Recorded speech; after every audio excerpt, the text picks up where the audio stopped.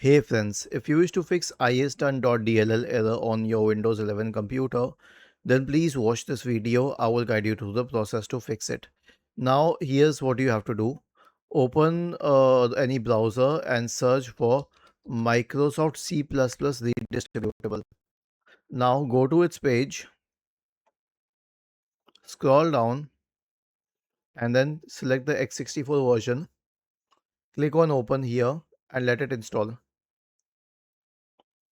Once installed and once you are at the installer, click on repair or install, whichever option you get. Mostly you would have it on your system, so you're just repairing it to get the DLL files back. They should solve the problem. If not, then search for command prompt in the Windows search bar and click on run as administrator. Type the command sfc /scan now and hit enter.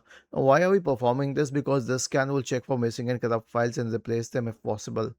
And this is the case with it. This file isdone.dll is missing, so an sfc scan can replace it. Was this helpful? If yes, then please subscribe to the channel.